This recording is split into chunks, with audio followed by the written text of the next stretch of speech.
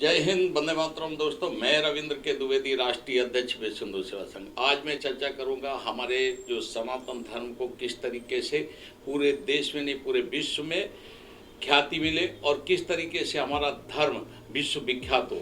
आज हम हमारे साथ में बैठी हमारी बहन कविता भटनागर जी से इस बारे में चर्चा करेंगे।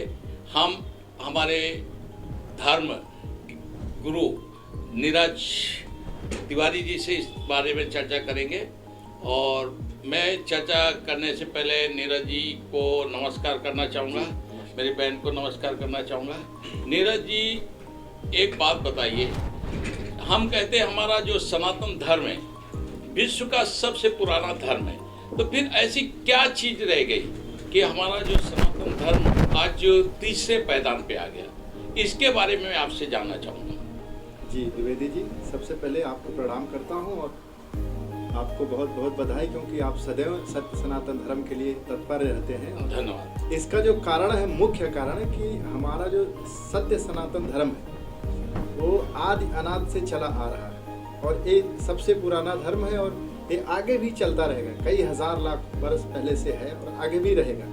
लेकिन यहाँ पे सबसे जो बड़ी परेशानी है वो ये है कि जो लोगों में अश्रद्धा आ गई है ईश्वर के प्रति, जो लोग भ्रष्ट हो गए हैं, खान पान, मदिरा पान, मांसाहार, इसके कारण उनकी बुद्धि हो गई है कलुषित। और बुद्धि कलुषित होने के कारण वो धर्म से पथ भ्रष्ट हो गए हैं और उनके अंदर से भक्ति चली गई है। और जब भक्ति चली गई तो ईश्वर की कृपा चली गई। इसके कारण लोग भ्रष्ट हो गए हैं और हमारा धर्म धीरे धीरे जो है नीचे चला आ रहा है। तो मैं पूछना चाहूँगा कि ऐसा क्या कारण रहा होगा कि आप जो है आप में ये विकृतियाँ आई, क्या कारण है? इसके बारे में आप लोगों ने कभी अपने साधु संतों से, मठाधीशों से इसके बारे में चर्चा की? मेरा ऐसा मानना है कि इसके अलावा भी बहुत सारी कमियां हैं जिनके कारण हमारा सत्य सनातन धर्म आज निम्न कोटि में आया है। मैं इसी बारे में अपनी बहन कविता से पूछना चाहूँगा कि आपकी क्या राय है? नमस्ते। थैंक यू, आपने मुझे आपका बहुत बहुत धन्यवाद कि आपने मुझे इस लायक समझा सनातन धर्म के बारे में। सनातन धर्म हमारा एक ऐसा कल्चर है जो वैदिक कालों से चला आ रहा है। और अगर देखा जाए तो जब पृथ्वी की उत्पत्ति हुई वो रचयिता तो ब्रह्मा विष्णु महेश ही है, उन्होंने ही तो रचा है। हमारे इतने पुराने वेद है, आज जो फॉरेन कल्चर है वो हमारे वेदों को, हमारी संस्कृति को इतना गहराई से वो पढ़ रहे हैं, उसको अडॉप्ट कर रहे हैं।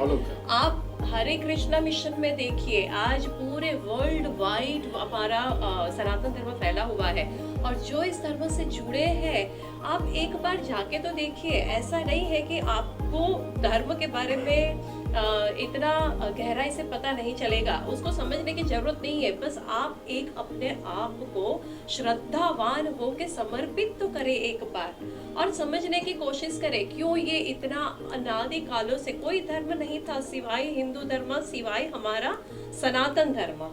और इसके बारे में तो नीरज जी बहुत अच्छे से बयां कर सकते हैं।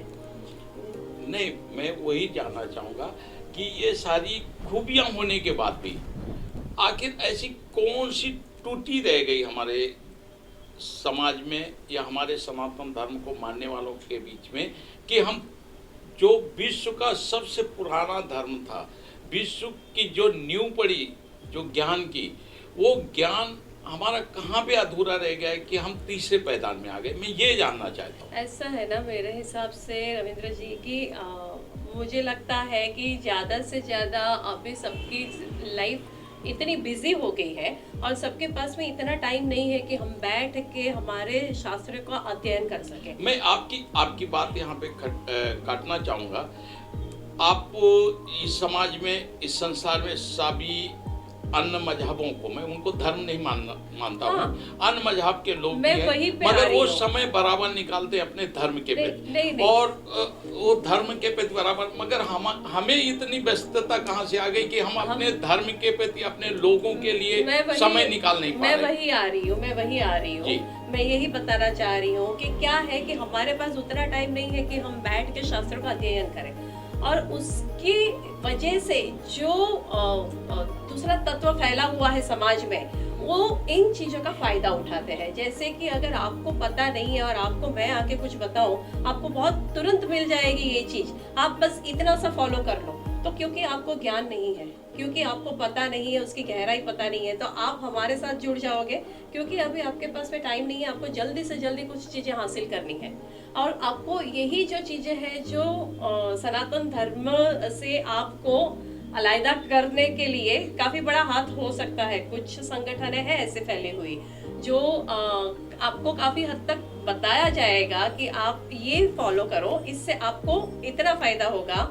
अच्छा, ऐसे भी बहुत सारे हैं जो गरीब घर है, जो गरीब घर है, जहाँ पैसों की कमी है, जहाँ खाने की कमी है, उन्हें बहकाया दिया जा रहा है। यही आप जो हमारे सनातन धर्म के लोगों को बहकाया जाता है, वो तुरंत धर्म परिवर्तन कर लेते हैं। मैं वही जानना चाहता हूँ कि अन्य मजहब जो हमारे से आपसे यहाँ पे मैं आपको रोकना चाहूंगा।